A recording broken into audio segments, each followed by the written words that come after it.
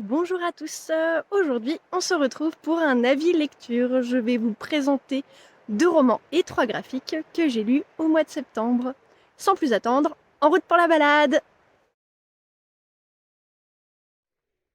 Et nous allons commencer cet avis lecture par La princesse sans visage d'Ariel Holz aux éditions Slalom.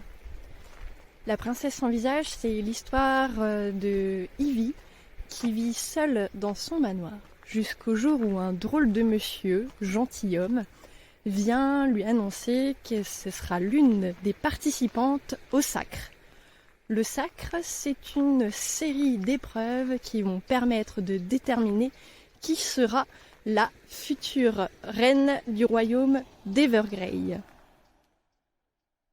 Et on va donc suivre Ivy, qui est une belle à mourir, c'est-à-dire que quiconque voit son visage sera pris de folie meurtrière ou suicidaire. C'est pour ça qu'elle porte le masque qu'on peut voir sur la couverture, masque qui est assez somptueux, assez exceptionnel, et je l'avoue qu'il m'a fait craquer pour ce livre.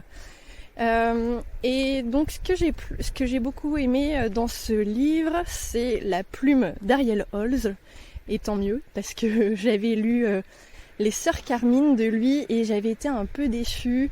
Il y a plein de tournures de phrases que je comprenais pas, donc là je suis réconciliée avec l'auteur et j'ai beaucoup aimé le fait qu'il va à l'essentiel, c'est-à-dire qu'il se passe plein de choses dans ce roman, mais c'est pas toujours détaillé, les descriptions, il n'y en a pas tant que ça, les actions se passent en 2-3 pages. J'avoue que parfois j'aime bien quand ça prend un peu plus de temps, mais là ça faisait du bien d'avoir un roman assez court et c'est pas pour autant qu'on n'est pas plongé dans un univers assez surprenant. Et donc j'ai beaucoup aimé ce livre pour son univers rempli de magie. On parle de bel art pour la magie assez extraordinaire et de bas art pour la magie un petit peu plus facile à exécuter. C'est un univers peuplé de plein de créatures différentes, des farfadets, des trolls, des gobelins, des fées. Et il y a une hiérarchie particulière entre toutes ces créatures, une hiérarchie parfois injuste, et qui va faire que Ivy va se battre pour obtenir le trône. J'ai aussi beaucoup aimé la fin de ce roman. Pour moi c'est le gros point fort. C'est cette fin riche en rebondissements auquel je ne m'attendais pas du tout et qui me donne énormément envie de lire la suite. Ensuite, autre livre lu ce mois-ci, c'est Les Sœurs Grémier de Di Gregorio et Barbucci. C'est le premier tome, Le rêve de Sarah, aux éditions Dupuis. J'ai bien aimé cette lecture, mais en fait, je pense que j'ai été spoilée en lisant le résumé. La thématique et l'intrigue auraient pu m'émouvoir plus que ça, mais lire le résumé, ça m'a un petit peu révélé ce qui allait se passer. Donc ouais, j'ai ressenti moins d'émotions que ce à quoi je m'attendais. Par contre, je salue la chaleur des illustrations et des couleurs utilisées dans cette BD. Je vous montre tout de suite l'intérieur.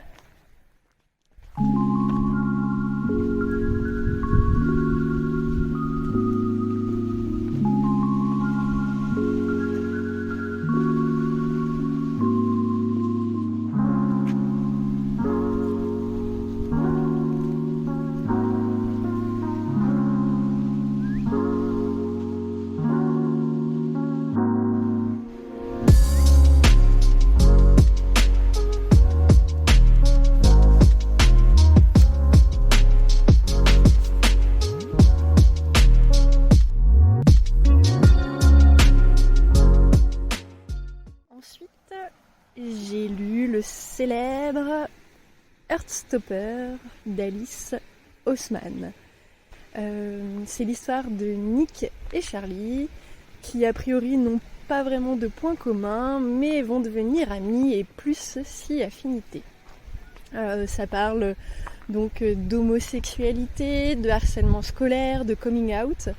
J'en avais beaucoup entendu parler de façon très positive, mais j'avais jamais franchi le pas parce que j'avais peur que ça soit une romance un peu trop pour adolescents, un peu cucu, et en fait j'ai été très agréablement surprise parce que j'ai adoré suivre Nick et Charlie, leur début un petit peu hésitant, et pendant toute ma lecture j'avais le sourire aux lèvres, j'avais l'impression d'être enveloppée dans un cocon réconfortant, d'être dans une bulle de bien-être.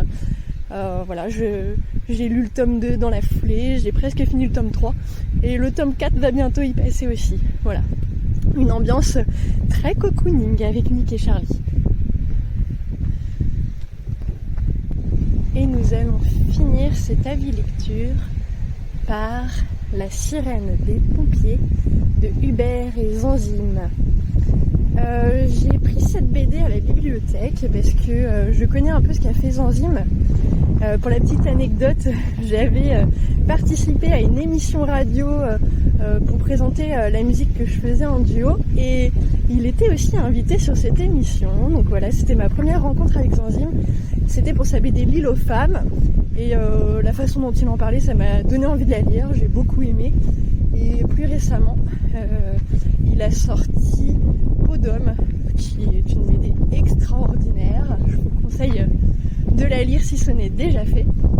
Et donc quand j'ai vu La sirène des pompiers, je me suis dit pourquoi pas. Et La sirène de pompiers, ça se passe dans une ambiance c'est un monde pas contemporain, mais un monde réel. Ça change de la fantaisie et de l'imaginaire. Un monde réel dans lequel il y a des peintres, des galeries d'art, des critiques d'art, et on suit un peintre qui a plutôt des avis négatifs et qui un jour va dessiner une sirène, mais d'une façon tellement réaliste que certains vont se poser la question de comment il a fait. Ça parle de muse, d'émancipation de la femme. Je vous le conseille, ne serait-ce que pour le graphisme. Je vous montre un petit peu à quoi ça ressemble.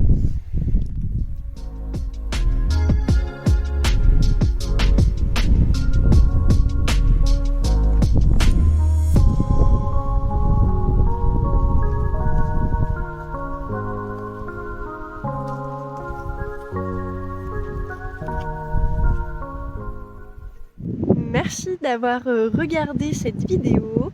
N'hésitez pas à me dire en commentaire si certains de ces livres vous tentent, si vous en avez lu d'autres. Je serai ravie de vous lire et je vous dis à la prochaine pour une nouvelle balade.